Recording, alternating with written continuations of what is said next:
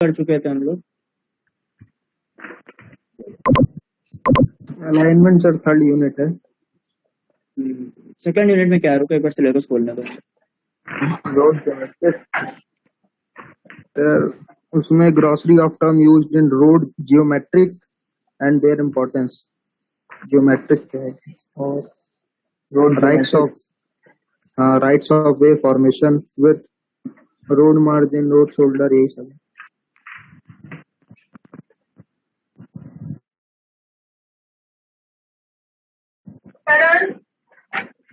गजब ही बचपना है भाई साहब, गजब। क्या मिल जाता है इन चीजों से, क्यों इतना।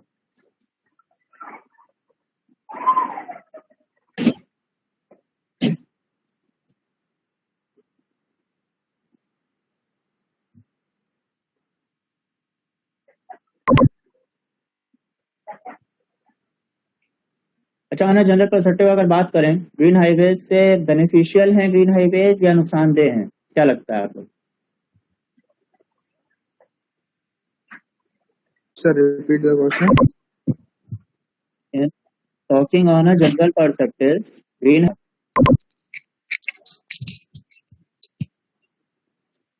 we should promote. Should promote.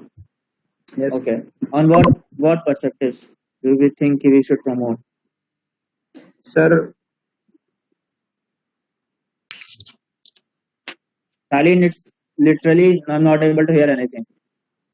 Literally I'm not able to hear anything.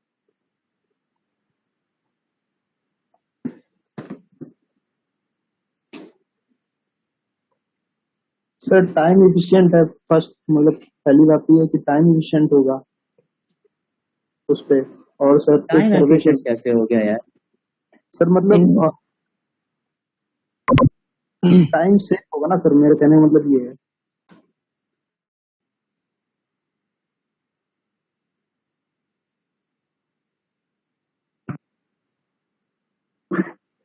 Ji sir. करने लगा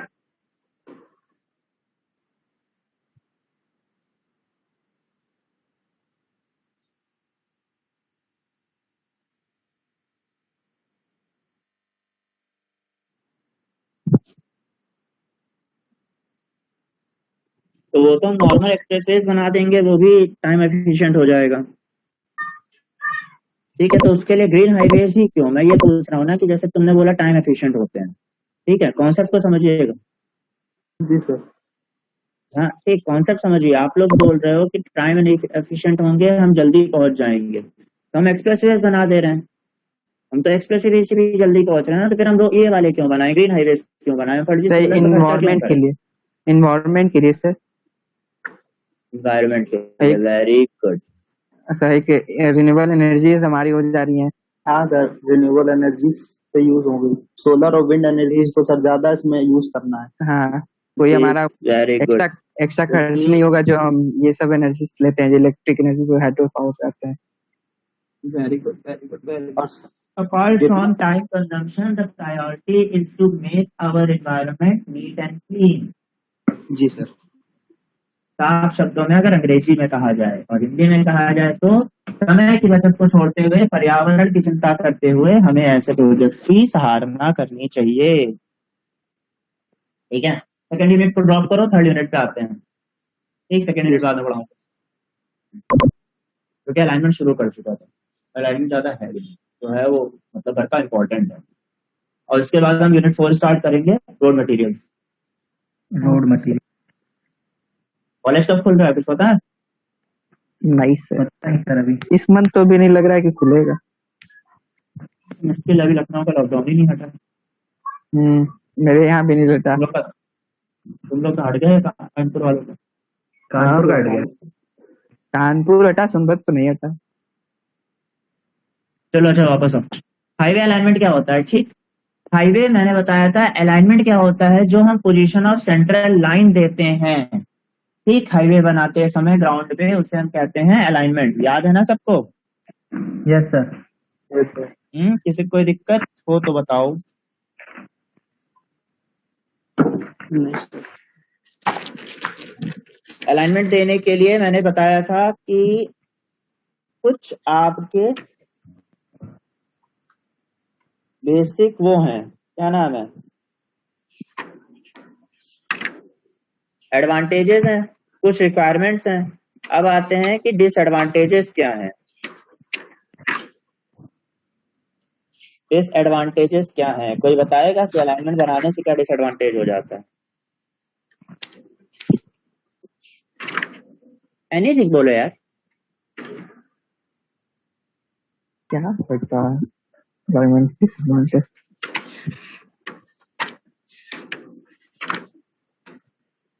अच्छा चलो हटाओ, let's little twist the question. मान लो रितम है और भूपेंद्र है, ठीक, दोनों एकदम टॉप के इंजीनियर बन गए हैं, ठीक, आपको समझना, दिल पे मत लेना, दोनों एकदम टॉप के इंजीनियर बन गए हैं। इन लोगों को एक मस्त हाईवे डिजाइन करके प्रोजेक्ट दिया। भाई साहब खुशी खुशी में इन लोगों ने कर ली पार्टी, ठीक, पार्टी करके बोले अब चलो अलाइनमेंट दे देते हैं। समझ रहे हो ना रितम? Yes sir. पार्टी कर ली तुमने भूपेंद्र के साथ। भूपेंद्र समझे कि नहीं समझे पार्टी? समझ गया। तुम लोग ने जब अलाइनमेंट दिया तो अलाइनमेंट में कर दी थोड़ी सी गलती, थोड़ी सी। तुम लोग ने सोचा गलती तो हो गई और किसी को पता तो लगेगा नहीं, चलने दो। अब बताओ जो गलती तुमने की उसका क्या डिसएडवांटेज आएगा, ये तो सर बता फिर सकते हो। फिर से हमें उसका कॉस्ट बढ़ जाएगा। नहीं तो चलो मान लो तुमने कहा कि अब किसी को, तुमने बोला कि भूपेंद्र ने बोला कि चलो किसी को चेंज करते हैं, तुमने कहा कि छोड़ो किसी को नहीं पता लगेगा, 2-4 सेंटीमीटर मिलीमीटर चलता है, और तो तुमने वैसा ही एक्सीडेंट हाईवे रेट बना बढ़ दिया। जाएगा। तो वेरी गुड, वेरी गुड। देखिए अगर आपका अलाइनमेंट गलत हो जाता है तो आपकी कंस्ट्रक्शन कॉस्ट बढ़ेगी, अगर आप ठीक, आपकी मेंटेनेंस कॉस्ट बढ़ेगी, आपकी व्हीकल ऑपरेटिंग कॉस्ट बढ़ेगी, और सबसे बड़ी चीज जो होगी वो होगी रेट ऑफ एक्सीडेंट बहुत ज्यादा बढ़ जाएंगे, ठीक है? Any doubt clear? उसके बाद मैं ऑलरेडी बता चुका था कि बेसिक रिक्वायरमेंट्स क्या होते हैं एक आइडियल अलाइनमेंट के, सबको याद है? 4 बेसिक रिक्वायरमेंट बताए थे। हाँ हाँ हाँ, बोलो बोलो।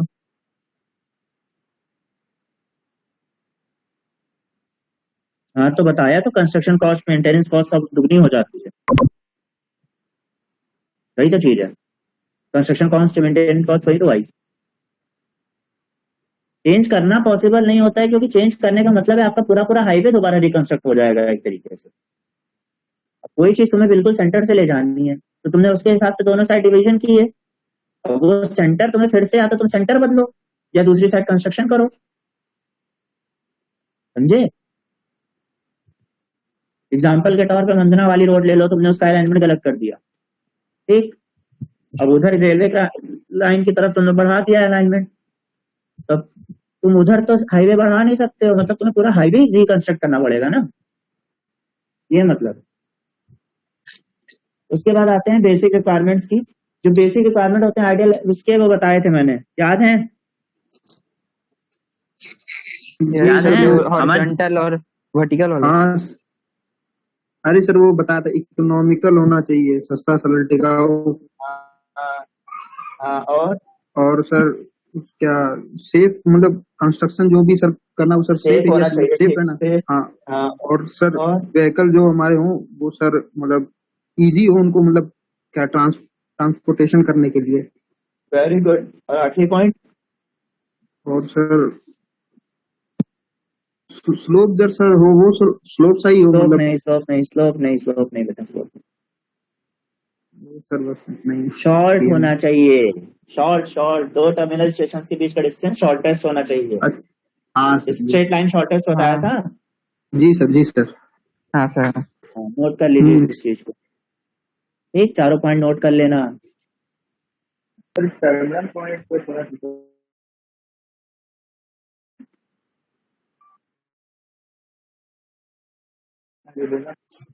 हाँ क्या बोल टर्मिनल के रहे हैं? दो बहुत शेयर पॉइंट कर होते रहे हैं हैं। वो स्ट्रेट लाइन में।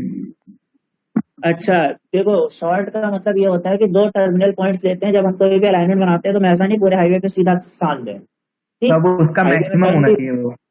हाँ, वो आपको टर्न भी होंगे, तो आप जो दो हम्म, पॉइंट लोगे वो स्ट्रेट लाइन में शॉर्टेस्ट होने चाहिए, पर जो डिस्टेंस कवर्ड होनी चाहिए वो लॉन्ग होनी चाहिए, जितना ज्यादा आप सीधा लाइन खींच पाओ। इसलिए मैंने वहां पे पॉइंट लगाया था कि shortest and the longest. Straight समझ में आ रहा है जी सर। बेटा? जहां समझना है तुरंत टोक देना। आकाश गुप्ता, जी आकाश गुप्ता, ये खाली प्रेजेंट लगवाने हैं। अटेंडेंस है क्या? चलो, उसके बाद पॉइंट आता है कि जो हाईवे अलाइनमेंट होता है उसको कौन से फैक्टर्स कंट्रोल करते हैं, ठीक है। तो बेसिकली जो आपके होते हैं वो 5 तरीके के पॉइंट होते हैं जो किसी भी हाईवे अलाइनमेंट को कंट्रोल करे। गाइस नोट करते रहते हो तुम लोग कि नहीं ये जी वाला? सर। करते हैं।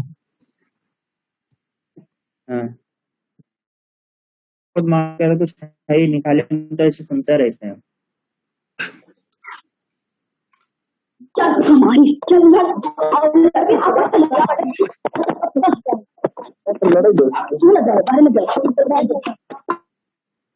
हो गया।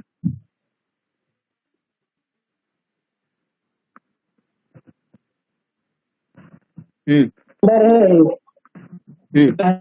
पहला पॉइंट होता है,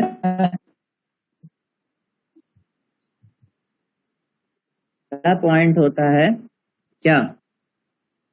ओब्लिगेटरी पॉइंट, ठीक। पहले नोट कर लो कि पांचों पॉइंट होते क्या हैं। और इसमें एक चीज सर याद रखना, नोट करा दिए थे ये 5, करा चुका हूँ, बस उसके बाद पढ़ाना है। हाँ सर। समझाना था, चलो ठीक, वेरी गुड।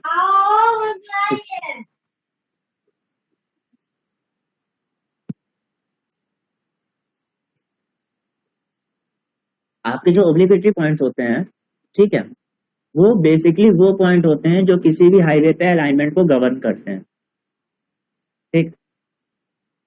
वो हाईवे को गवर्न करता है। कोई भी चीज हाईवे पे कोई पॉइंट है तो वो कैसे गवर्न करेंगे? तो वो बेसिकली आपके पॉइंट दो तरीके से गवर्न करेंगे।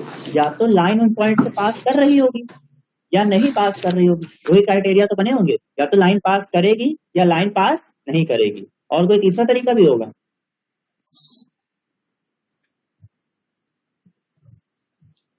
कोई और अगर बताओ, कोई और तीसरा तरीका पॉसिबल है?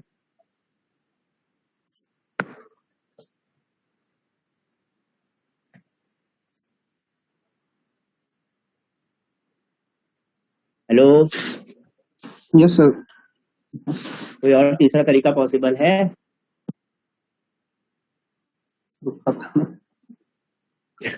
अरे जनरल बोल रहा हूँ, मान लो जैसे कि तुम्हें रोड है तुम्हारे सामने, ठीक, तुम्हारे सामने चलो टेबल रखा है, टेबल पे मैंने 6 जी पॉइंट सर। डाल दिए थे, ठीक। तो उन 6 पॉइंट से मैंने बोला तुम्हें सड़क बनानी है, तो तुम या तो उन 6 पॉइंट को कवर करोगे, हाँ, या तुम जी उनमें सर। से 4 को कवर करोगे, 2 को छोड़ दोगे।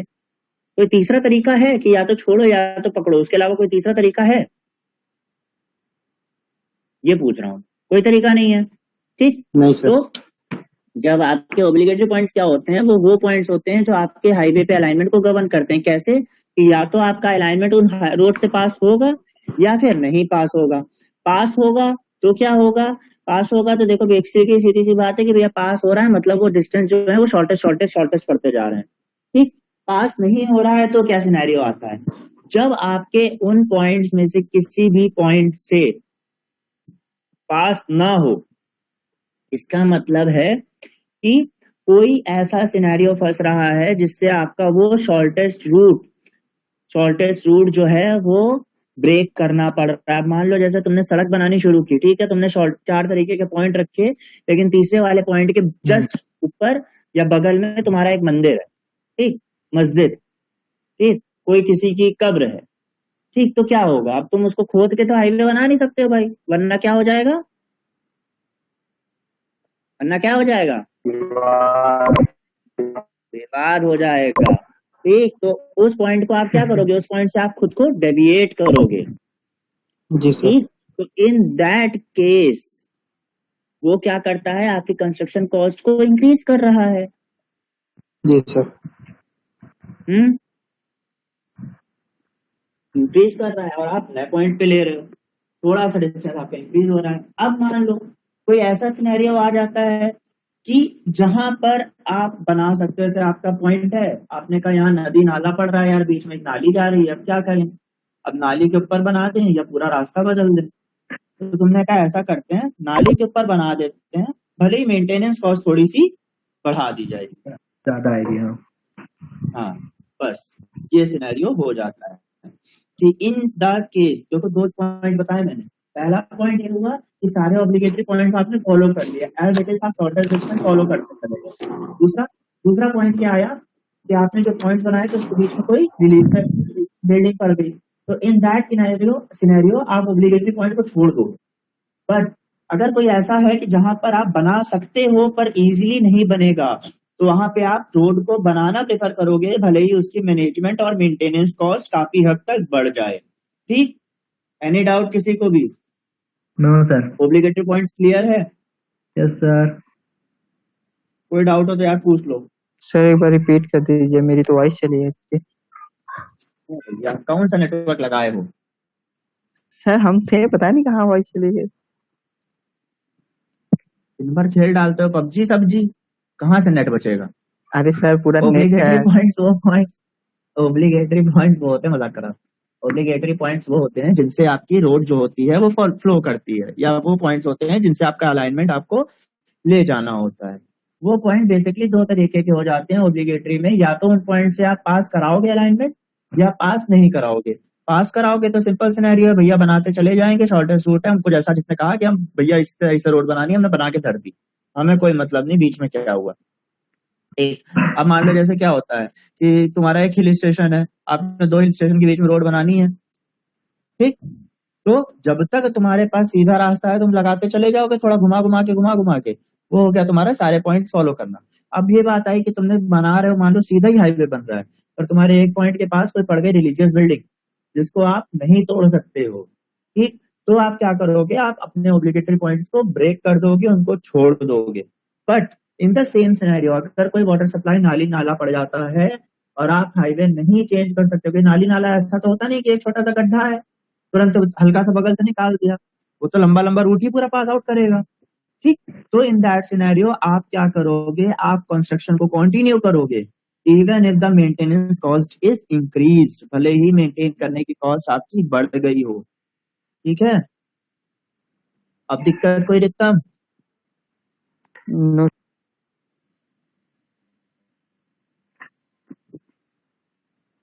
कोई दिक्कत हो तो बेटा पूछ लो अभी भी। No sir.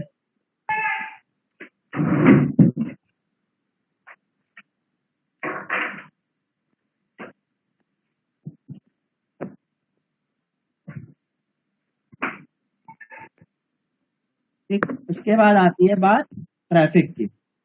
अब ट्रैफिक का यार देखो बहुत ही बेसिक फंडा है कि अलाइनमेंट ऐसा बनाओ कि ट्रैफिक हमारा सूट कर ले, ट्रैफिक की सारी रिक्वायरमेंट को फुलफिल करे, एक्सीडेंट हो ना, प्रॉपर रोड पैटर्न्स फॉलो हो, सुटेबल साइड डिस्टेंस हो हमारा, ठीक है।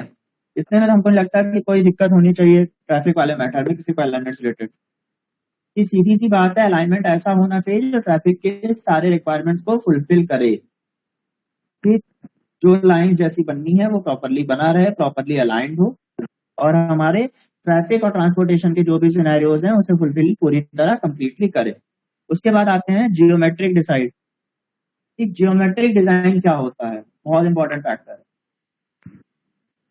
ठीक, जियोमेट्रिक डिजाइन में बेसिकली हम 3 चीजें को देखते हैं, एक होता है ग्रेडियंट, एक होता है रेडियस ऑफ कर्वेचर, और आखिरी होता है साइड डिस्टेंस।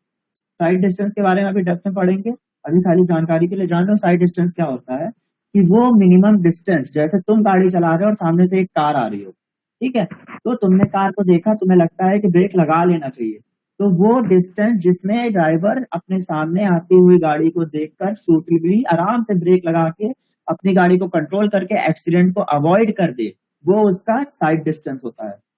गाड़ी सबको ही चलाता है, ये चीज सबको समझ में आती होगी कि सामने से ट्रक आती है तो तुम लोग क्या करते हो, ट्रक दिखते ही क्या करते हो, अपनी स्पीड पर कंट्रोल कर लेते हो। यस। तो जिस दूरी से आपको ट्रक दिखी और आपने अपनी स्पीड पे कंट्रोल किया वो आपका होता है साइड डिस्टेंस, ठीक,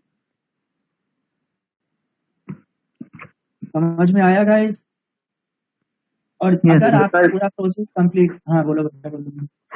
तो सर पॉइंट करें तो साइड डिजाइन से, ज्योमेट्रिक डिजाइन से, और साइड डिजाइन और क्या पूछ रहे हो भूपेंद्र? सर ज्योमेट्रिक डिजाइन के अंदर क्या क्या पॉइंट है? एक साइड डिजाइन था और क्या थे? नहीं साइड डिजाइन नहीं, साइड डिस्टेंस। सॉरी सर, वही side distance. Side distance, gradient और radius of curvature.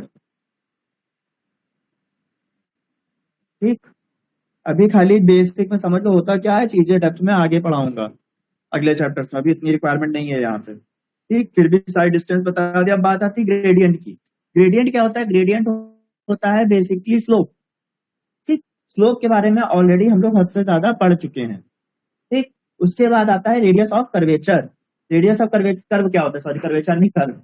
Radius of curve क्या होता है? बेसिकली आप लोग सीधे सीधे चलो, कभी कहीं पे देखते हो कि हाईवे पूरा पूरा टर्न लेते हैं। Yes sir. पहाड़ियों पे अगर केवल गया हो घूमने, ठीक है, बेसिकली अगर बात की जाए तो पहाड़ियों पे बोलते हैं ना आगे अंधा मोड़ है, ऐसा बोलते हैं, आगे तीव्र मोड़ है। ठीक, सबने पढ़े होंगे ये बोर्ड।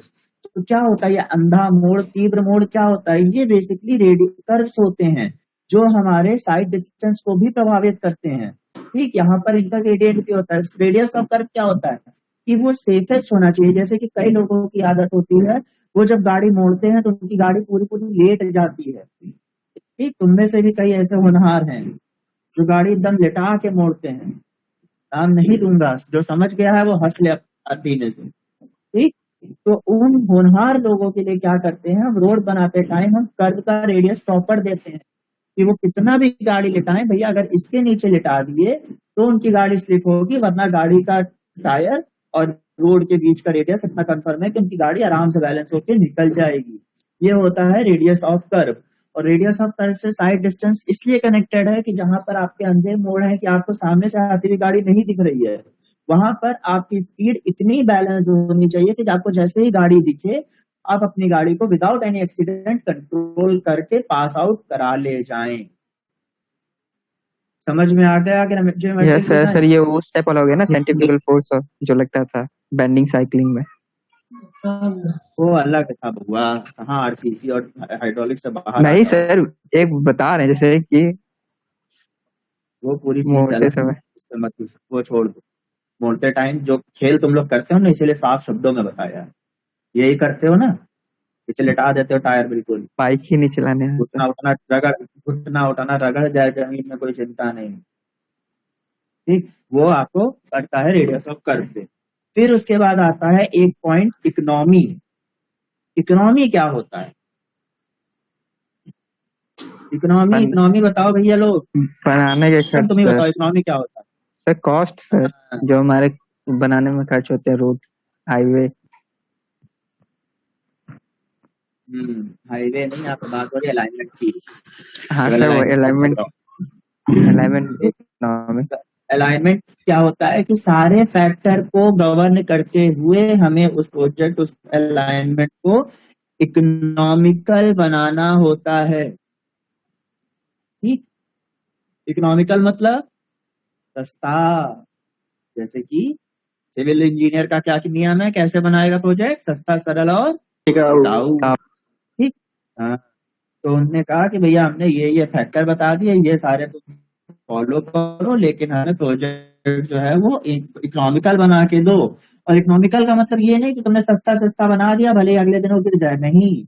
उसकी initial cost, construction cost, maintenance cost, vehicle operation cost, सब कुछ मिला के प्रोजेक्ट इकोनॉमिकल होना चाहिए। जितना भी अलाइनमेंट में आपका काम हो, खर्चा हो, वो सब पूरा कुल मिला के इकोनॉमिकल हो, तभी हम उसे इकोनॉमिकल मानेंगे। ये नहीं कि आपने बना दिया, कल वो टूट गया, भाई साहब हम लोग उसकी मेंटेनेंस ही कराते फिर रहे हैं, तो वो इकोनॉमिकल नहीं होता है। इतनी चीज सबको क्लियर हो गई? क्लियर हो गई गाइस? Yes sir. नहीं समझ में आ रहा है तो बताओ, ज्यादा तेज तो नहीं भगा रहा हूँ? अमन? हो गई सर। नहीं सर, गई सर, भगा तो नहीं रहा हूँ ना? नहीं सर। आखिरी पॉइंट आता है अदर कंसंट्रेशन। अदर कंसिडरेशंस क्या होते हैं, बेसिकली आपके जो और अलाइनमेंट फैक्टर्स होते हैं कि पॉलिटिकल कैसा है वहाँ का, ड्रेनेज कैसा है, ठीक है, और यही सब चीजें, ठीक है, वर्टिकल अलाइनमेंट कैसा है। अच्छा, हॉरिजॉन्टल मैंने वर्टिकल अलाइनमेंट बताया था ना, 2 तरीके के होते हैं, हॉरिजॉन्टल और वर्टिकल, याद है ना? Yes sir. हाँ सर। Yes sir. हाँ हाँ ठीक। तो ये सारे फैक्टर्स क्या होते हैं, बेसिकली आपके आते हैं अदर फैक्टर्स में। यहां तक आई डोंट थिंक किसी को कोई डाउट है। No sir. देखता हूँ शाम को अगर टाइम होगा तो एक और क्लास लेके आज ये चैप्टर खत्म कर दूंगा। अभी से श्योरिटी नहीं है, जैसा होगा मैसेज कर दूंगा, मैं 6-7 बजे के आसपास क्लास लूंगा, ठीक है? Okay sir. Yes sir. पता करना जरा।